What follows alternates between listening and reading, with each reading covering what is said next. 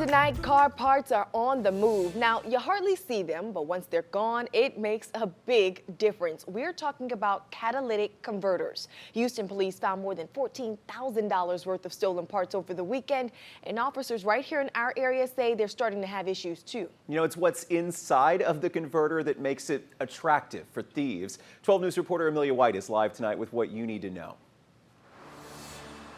Jordan Dage, most cars nowadays have a catalytic converter right up under their car. The purpose of it, well, is to protect you from toxic chemicals, but it can't do that if it's missing in action.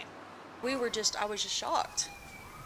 Yeah, I mean, just literally mouth hanging open. 6 days ago, Nederland Mattress Elite Manager Melody Pontiff noticed something was a little off with one of their moving trucks. We went out to do a delivery, and they realized how loud it was, you know?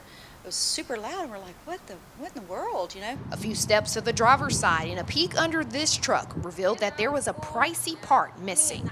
And realized that it was actually the catalytic converter was sawed off, like literally just sawed off. So that's how we found it, you know? Nederland Police Chief Gary Porter calls them the catalytic crooks. Catalytic converter thieves are apparently in the area again. We have them, it's kind of cyclic when they show up. But what makes this car part so valuable? Tim Baker with Baker Auto Repair says it's what's inside that makes these crooks crawl under cars. Is because there's a precious metal inside these units. Some of them have titanium in it, platinum. There's another product that's a lot of times in these units. And those precious metals translate into big bucks. And then they'll find a vendor. There's vendors that'll buy these units. Catalytic converter crooks can cause damage to cars and a car owner's pocket. The sad thing about it is really expensive to have them replaced. In an older model used car, they might go from $500 to in the thousands, you know, for a newer vehicle. So. But there are ways to avoid becoming a victim to this crime, and it starts with looking into extra security. The only thing you could do is possibly put an alarm on the car that picked up noises or vibration. That might help. Another piece of advice, it's important to watch where you park your cars when you're going to different businesses. You want to make sure you're parked near a light pole and a security camera. Reporting in Beaumont, Amelia White, 12 News. Amelia, thank you. Developing tonight here at 10, a driver trying to get away from Beaumont police lost control and crashed into a business in Old Town. The impact proved to be deadly. Police had tried to pull that driver over just before 4 this afternoon, the driver refusing to stop. Justice of the Peace Ben Collins tells 12 News a high-speed chase followed. It ended when the driver crashed here in the 2300 block of Liberty in Old Town. The driver died at the scene, but a passenger survived and was taken to the hospital. We don't know his condition tonight. Police have not released the name of the driver. Right now, several game rooms face new scrutiny from Port Arthur police, fire marshals, and the city. Last week, police issued about 20 citations to 8 different game rooms. They're trying to double down on the ones that are breaking the rules, because unfortunately, when those rules are broken, crime usually fills in the cracks. Some of the common violations police see are owners not registering their gaming machines, those machines that have been expired, and tinted or blocked windows, plus paying out cash to winners. People that visit the gaming sites, they are viewing that some people win thousands of dollars. And we have seen where people are robbed, beaten and robbed. It's violent criminal activity that goes on at these sites. Port Arthur police say this type of crime can be hard to catch. Before they can issue a violation, they have to physically see that violation happening, or they have to get information from credible witnesses like you. New info here at 10. Port Arthur ISD is investigating a Memorial High School student who apparently brandished a BB gun on social media. It's unclear if the video was actually taken on campus. A district spokesperson says the student, along with others, were found in the gym after school hours. The PISD Police Department is investigating. The district suspended the student who had the gun. A crime alert tonight. Jefferson County Sheriff's deputies are investigating an afternoon shooting in Bevel Oaks that sent one woman to the hospital. This happened in the parking lot of a fireworks stand at the intersection of Highway 105 and Sweet Gum. They say an argument between 2 women escalated to a physical altercation, then one shot the other in the arm. The victim was taken by car to the hospital and the shooter left the scene. Deadly destruction tonight in the Deep South. Tornadoes being blamed for at least 5 deaths. These images so frightening. And here now, the aftermath. You can see some of the hardest hit neighborhoods, roofs ripped off homes just torn into shreds. We know the 5 confirmed deaths in Calhoun County there in Alabama. Already, there have been at least a dozen unconfirmed tornado reports tonight, and forecasters fear there could be more overnight as that storm system moves east. Man, we are thinking of those families hugging and embracing, just glad that they are okay tonight. Cristiana Ramos in our Storm Tracker Center, and certainly this storm really got going as it left our area. Yeah, we didn't see as severe weather. We saw thunderstorm here and there with some light showers, but as you can see, tornado watch is in effect for Georgia up towards Tennessee right now as that storm is tracking. And it's just because from our atmosphere, we didn't have all of those materials that we needed to sustain severe weather. So right now we are seeing pretty clear skies out there, mostly clear as we head into tonight. We aren't going to be expecting any rain in the forecast as we head into tomorrow. High pressure is going to build in, and that is going to expose beautiful sunny skies in the morning time. And we will have another warm day out there, but less humid as that cold front that moved through earlier on this morning. It pulled a drier air mass over our area, and we are dropping down into the 50s. So bundle up because it's going to be a chilly forecast.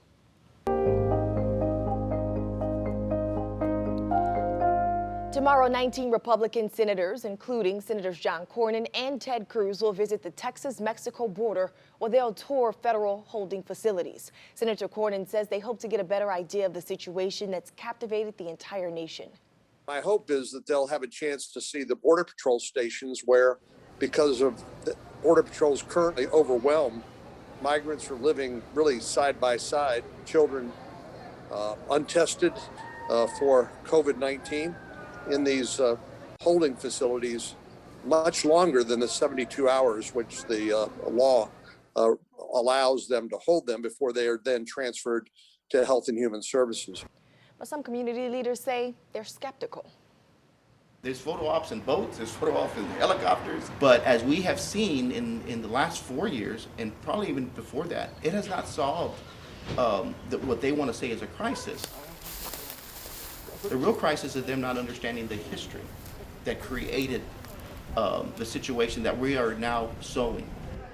Nonprofits and residents say they are doing as much as they can to help families who are being released, but they say there needs to be an emphasis on real solutions. Now, President Biden faced tough questions today about his administration's handling of the situation at the border, all during his first news conference. He said the U.S. experiences migrant surges every winter. He also made no apology about rolling back some of his predecessor's policies. All the policies that are underway were not helping at all.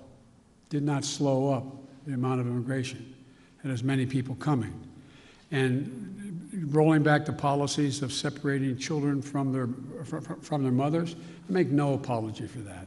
Biden promised to speed up the process to reunite children who arrive alone with families or to move them to better housing. He also stressed that the border is closed to adults. In case you missed it, remember the man who was arrested nearly 2 years ago for filming himself licking this Bluebell ice cream in the store? Well, he's back in jail. Officers arrested D'Adrian Anderson last week for violating his probation.